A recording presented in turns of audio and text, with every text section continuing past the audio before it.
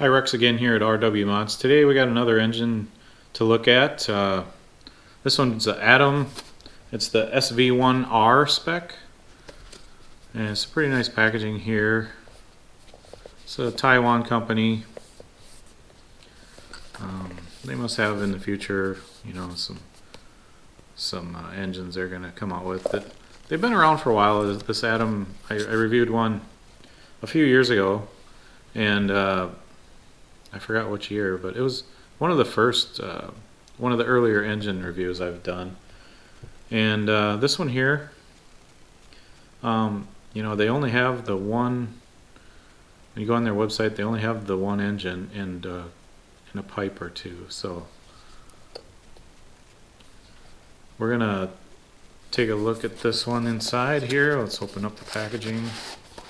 It's got this. I don't know if you can see it. Yeah, this Weaken. There's a website here. It didn't pop up when I did a Google search under Atom, but when you search for this Weaken, you can the Taiwan website. So we get it open here. A sticker sheet. So this Weaken's like the parent company, and the Atom is their brand. It looks like. Not much in the package here. We got the engine, of course, and then just one extra restrictor. No glow plug included. So 6.5 is your extra restrictor, 7 in the carb. It's a pretty nice looking engine. Not a whole lot, you know, looks has changed in the last few years since I did that review. That had to have been 2-3 years ago. It's still in my playlist under engines if you go down. But it is a good looking engine. A few years ago, they also, I think the first one they came out with was the Atom Vortex. And the Vortex was a short stroke engine. I think it was more of a square stroke engine. It was the same bore and stroke as the blue head V-spec, the original blue head V-spec that was popular quite a few years ago, and that shorter stroke engine. And they kind of had a copy of that, but there was quite a few different companies that had that engine, a similar, you know, spec engine. It was made by Go, and so there was the Arrow, there was a couple other pretty good looking engines. So that Atom Vortex was a good runner. Like, it was, I mean, it made good power. I don't know why they went away from that, but this one I did a review on it a few years ago, 2-3 years ago, and then also yeah, I talked to some people that ran it. It was competitive, but they did have a from what I hear, they had a connecting rod problem. And when you go on their Facebook page for Atom engines, it has a redesigned rod and stuff. We'll look at that. But the biggest thing about this is it's a race engine, but it sells for $179.99. So under the $200 mark, there's really not a lot out there right now. You got your Dynamite and SH engines, you know, in the mid 150 range, and this one only being 180 does make it inviting to give a try. So on looks alone, it looks good. Like I said, it doesn't come with a plug, but they recommend a P3 or P4 plug, which when I get into it later, compression height and stuff, it should. I always like the P4 a little bit better than the P3, but so let's get into taking this apart.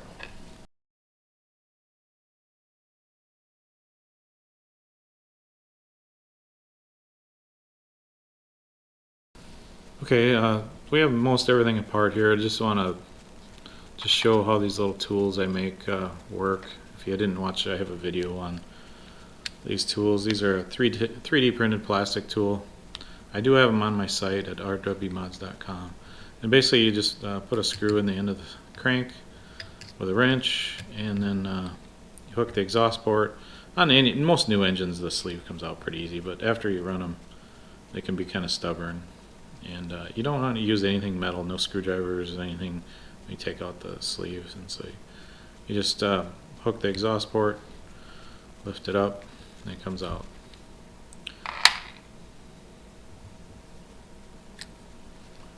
Then the other tool I have is just it's a crank stop. Basically, it's I don't like piston stops that go through the glow plug, so you just put it in through the crank opening, and then like to get your clutch on or off, or if you sometimes the clutch nut will slip and stuff, and you'll have trouble. So that's a good way to lock the engine. So we got the sleeve out. Let's take the piston rod off the crank. There we go.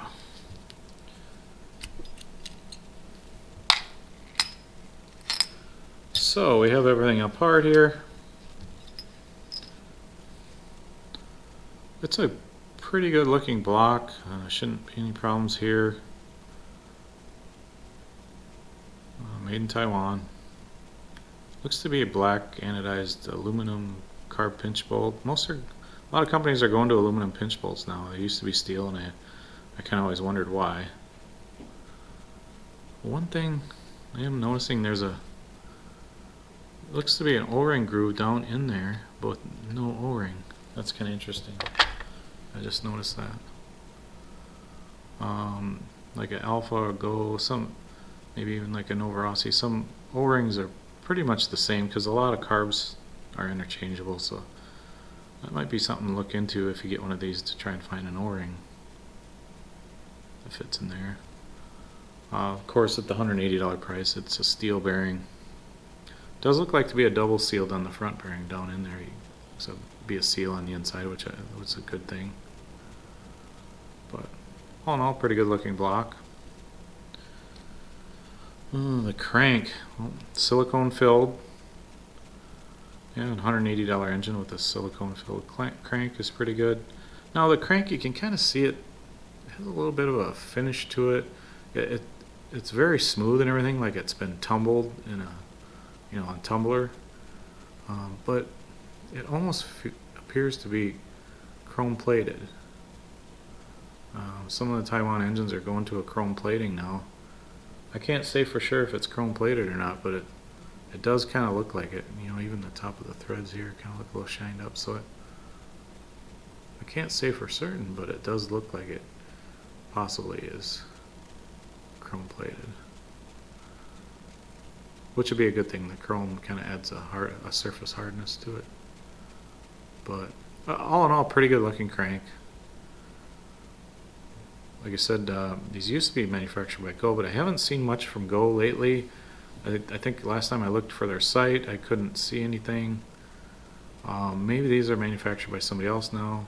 It's hard to say.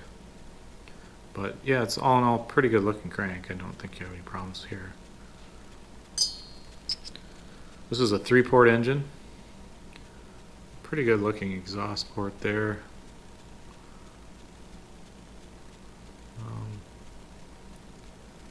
The ports, everything looks pretty good.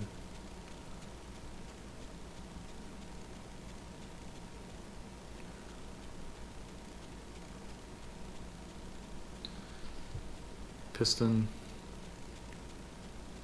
Like I said, it says on their Facebook page they have a new redesigned and materials on the rod. So I think at one time they had problems with the rods. I think too it could have been, if you look back on my review of the original SV1, I talked about the piston to head clearance, and I think it was like really low, like 20 thousandths or something piston to head clearance at TDC, and I thought that was a little tight. There was something there. Must have been a little, yeah, it seemed like something maybe out of that groove. But I thought the piston head clearance was a little bit tight. So that could also cause rod failures too. So I kind of warned about that in that review. Hey, you need to add some shimming, or check it and add some shimming. So that was a possibility that was causing some rod failures too. Because when you have two too tight a piston head clearance, you'll get some detonation, basically pre-ignition. Before it comes up to the top, it's firing and it's kind of working against itself. It can, blow out the bushing in the rod, or it's just hard on stuff. So that was one thing. I did notice that this piston has bypass holes in it, which it seems to be most companies are kind of going away from bypass ports on the sleeve or bypass on the piston. And what that does is, so as the piston's coming down, it kind of lets that air out from underneath the piston, and kind of just gives it a little extra charge there. Then when you have a lining up hole in the sleeve down there, then that kind of continues, and it lets, as the piston goes down, it lets air come out from underneath that and kind of join in the flow into the cylinder.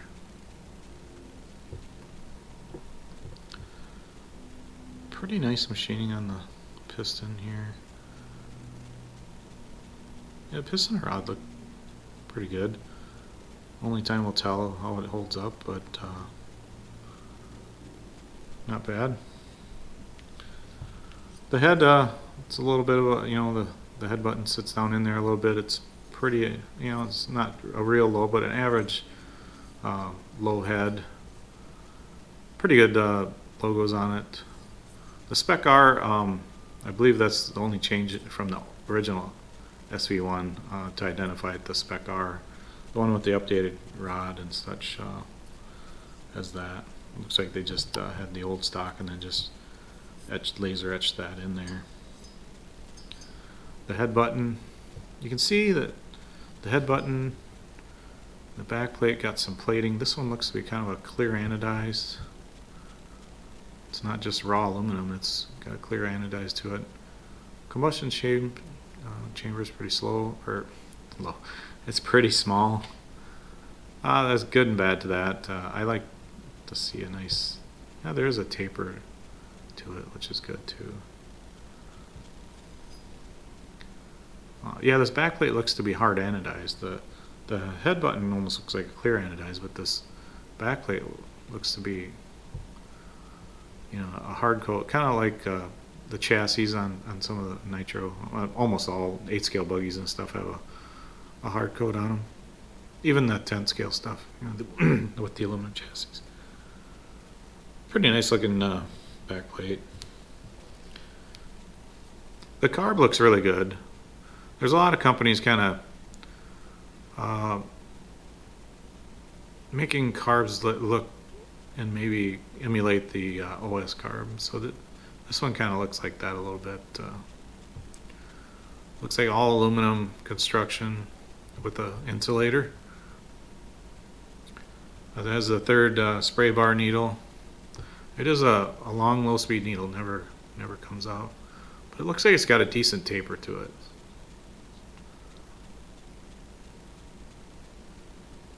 It looks really big, like the through hole looks pretty big. Let me grab my caliper and we'll look and see what diameter that is. So,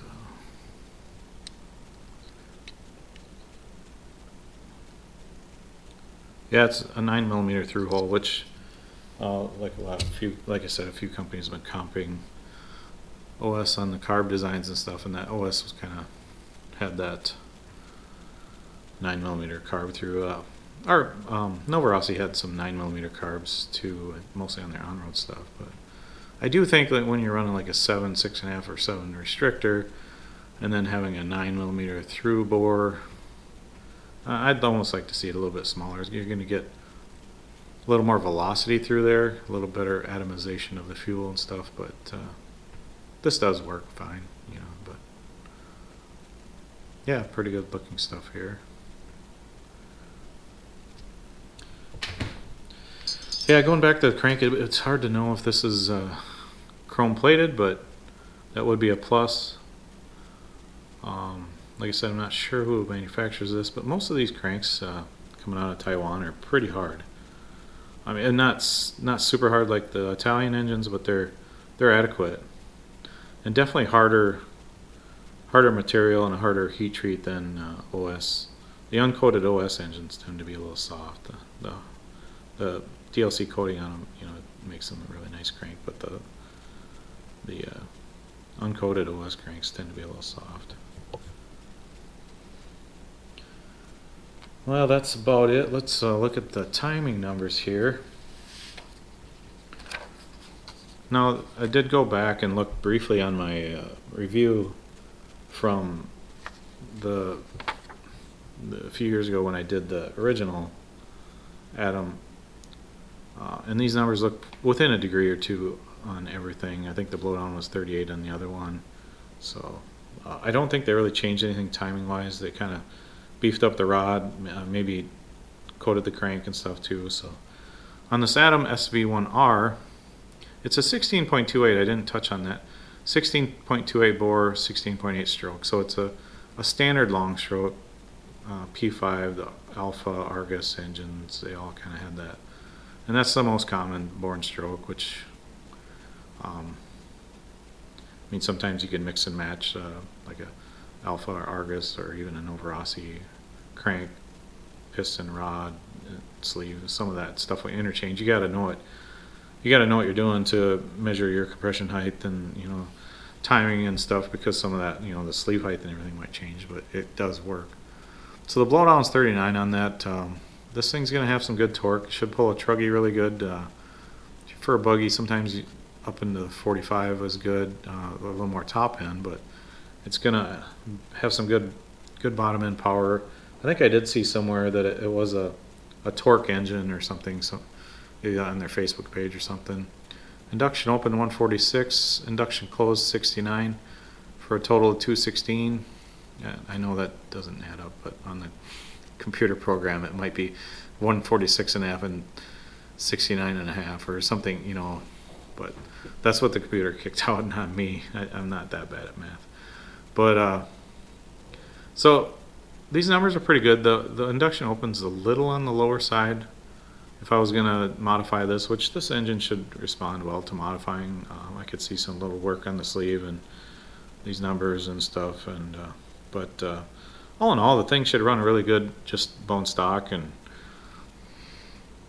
pull a truggy really well. It might need to tone down a clutch and pipe and stuff for a buggy. It might have a little too much bottom, depending on your track, if you got a slippery track and stuff. But yeah, these numbers all overall.